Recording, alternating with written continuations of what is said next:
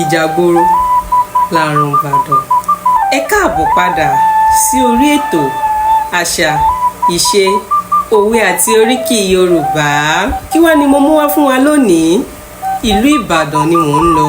Gẹ́gẹ́ bí a ti ṣe mọ̀ pé ìlú Ìbàdàn ò kéré nínú ayé, ó yẹ ẹ bá mi pé ọmọ Ìbàdàn tó bá wà nítòsí kan wá fìkàlẹ̀ sí nítorí pé mo fẹ́ kí wọ́n lọ sílé baba ńlá wọn. Ìbàdàn Mèsì Ọ̀gọ̀ nílé Olúyọ̀lé, ìlú Ògúnmọ́lá ológbòdò keri lójú ogun, ìlú Ìbíkúnlé alágbàlá jáyàjáyà, ìlú Àjàyí ògbórí ẹ̀fọ̀n ṣe fìlàfìlà, ìlú Látòòṣà ààrẹ ọ̀nà kakanfò.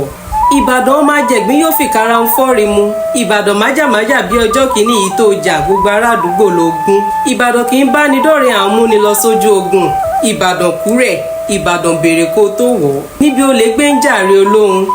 Bíbàdàn ti ń gbonílé bẹ́ẹ̀ ní gbàlejò. Ẹlẹ́yẹlé lomi tẹ́rù tọmọ láyípo ń mu. Àṣejìrẹ́ lomi àbumúbuwẹ̀ ní ìlú Ìbàdàn. Àwa kí ń wà ká má láàrùn. Ta ló márùn Ìbàdàn? Ìjàgboro làrùn Ìbàdàn. Àwa nírí jù báyìí lọ lórí ètò wa. Gẹ́gẹ́ bí ẹ ti mọ̀ pé orúkọ mi ò yípadà, Àṣàtóyìn náà ni aya oyè nírọ̀ ọmọ wọn ní ìlú Ọ̀rìn Èkìtì. Ká tún jọ pàdé lọ́jọ́ míì ọjọ́ ire. Ìwọ tó bá wá fẹ́ ká sọ nípa oríkì ìlú abínibí rẹ, bá wá fi sí comment section. Ká jọ pàdé lọ́jọ́ míì ọjọ́ ire. Láyọ̀.